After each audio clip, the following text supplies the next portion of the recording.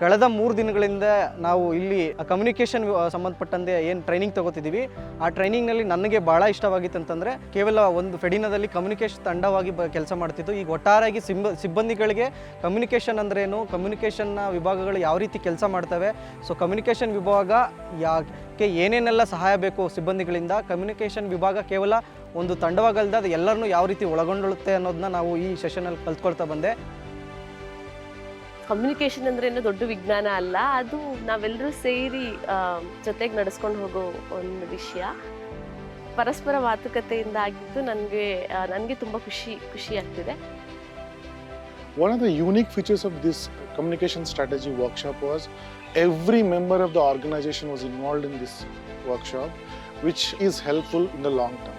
Whenever the organization starts implementing the strategy, there are very minimal hiccups and obstacles. This workshop is helping us to develop that how we can effectively use communication within our organization itself, as well as how we can project our work, how we can take our work to the outside world. In this workshop, I liked how different activities were engaged with different staff members, because our staff members are from different backgrounds. Most of them are coming from the worker community whom we are working with. Most of them were ex-domestic workers, garment workers, sanitation workers.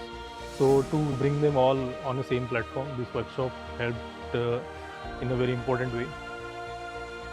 ನಾವೇನೇನೆಲ್ಲ ಕಲ್ತಿದ್ದೀವಿ ಅಂತ ಹೇಳೋದಾದರೆ, ಬಹುಶಃ activity ಮುಖಾಂತರ ಮತ್ತು ನಮ್ಮ communication ವಿಭಾಗ ಆಗಿರ್ಬೋದು, ನಮ್ಮ ಸಿಬ್ಬಂದಿಗಳ ಕಮ್ಯುನಿಕೇಷನು ಸೊ ಯಾವ ರೀತಿ ಇದೆ, ಸೊ ಯಾವುದ್ರಲ್ಲೆಲ್ಲ ಕೊರತೆ ಇದೆ, ಸೊ ಯಾವುದನ್ನ ಹೇಗೆ ಇಂಪ್ರೂವ್ ಮಾಡ್ಕೊಳ್ತೀವಿ, ಕಮ್ಯುನಿಕೇಷನ್ ಅನ್ನೋದು ಎಷ್ಟರ ಮಟ್ಟಿಗೆ ಮುಖ್ಯ ಆಗಿದೆ, ಅದು ನಮಗೆ ತುಂಬ ಚೆನ್ನಾಗಿ ಅರ್ಥ ಆಯಿತು. ಕಮ್ಯುನಿಕೇಷನ್ ಎಲ್ಲ ಕಡೆನೂ ಬೇಕಾಗುತ್ತೆ. ಅಂದರೆ ನಮಗೆ ಆ್ಯನಿಮೇಟರ್ ಲೆವೆಲಿಂದ ಹಿಡಿದು ಒಂದು ಆಡಳಿತ ನಿರ್ವಹಣೆವರೆಗೂ ಕಮ್ಯುನಿಕೇಷನ್ ಬೇಕು. ಅದರಿಂದ ನಾವೊಂದು ಮ್ಯಾನ್ಯುಯಲ್ ರೆಡಿ ಮಾಡ್ತಿದ್ದೀವಿ, ಕಮ್ಯುನಿಕೇಷನ್ಸ್ಗೆ ಒಂದು ದೊಡ್ಡ ಅಜೆಂಡಾಗಳನ್ನ ಸೆಟ್ ಮಾಡ್ತಿದ್ದೀವಿ. ಸೊ ಕಮ್ಯುನಿಕೇಷನ್ ಅಂತಂದರೆ ಕೇವಲ ಒಂದಷ್ಟು ಜನರಿಗೆ ಅಷ್ಟೇ ಅಲ್ಲ, ಎಲ್ರಿಗೂ ಕೂಡ ಅದು ತಲುಪಲಿಕ್ಕೆ ಇದು ಭಾಳ ಸಹಕಾರ ಆಗ್ತಿದೆ. The whole idea that a communication strategy has to be top down, we are trying to break that in a way that creating a bottom up approach for a communication strategy, and we try to do that in this 3 days residential workshop. So ಈ ಥರದ ಒಂದು ಆಪರ್ಚುನಿಟಿನ ಫೆಡಿನಾ ನಮಗೆ ಅವಕಾಶ ಮಾಡಿಕೊಟ್ಟಿದೆ, ಅದಕ್ಕೆ ನಾನು ತುಂಬ ಧನ್ಯವಾದಗಳನ್ನ ತಿಳಿಸ್ತೀನಿ. ಸೊ ನಮಗೆ ಸಹಕಾರಿಯಾಗಿ ಕೇಬ್ಸ್ ಮೀಡಿಯಾವು ಕೂಡ ನಮಗೆ ಈ 3 ದಿನಗಳಲ್ಲಿ ಸಾಕಷ್ಟು ನಮಗೆ ಒಂದಷ್ಟು ಕಲಿಕೆಗಳನ್ನ ನೀಡಿದೆ.